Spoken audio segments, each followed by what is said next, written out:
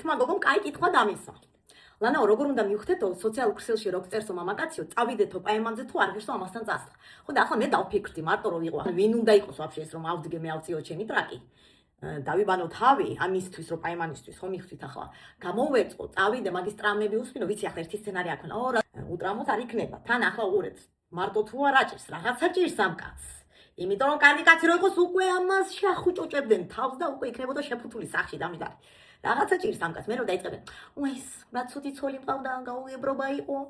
მეორე რა ცუდი გოგო მყავდა, მერკანტილნი იყო და ვერ მიგებდა, ხო შენ ასეთი ადუანჩიკი ყავდა, ვერ გიგებდა და შენ ვაფშე ოქრო ბიჭი ხარ.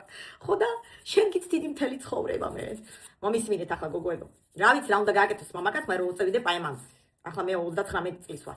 11-ზე უკვე მეძინება, მაგრამ უყვართ 9-ზე, 10-ზე დაპატიჟება თან საქართველოში ვიცი მე თქვენი ამბები.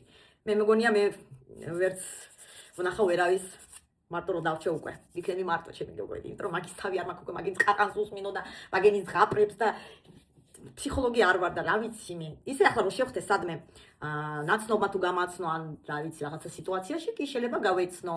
ხო და ეს სოციალურ ქსელებში არ ვიცი ძალიან ძნელია. თან ეს წერა რო იციან და მარტო ლაიქები და რაღაცები და კაროჩე რა. ასე რამდენი მყავს მე უკვე 1 წელი და წელიწად ნახევარი ლაიქები, ჩემი ლაიქერებს უძახე მაგეც მაი ლაიკატელი. და თელი იგი მყავს ჯარი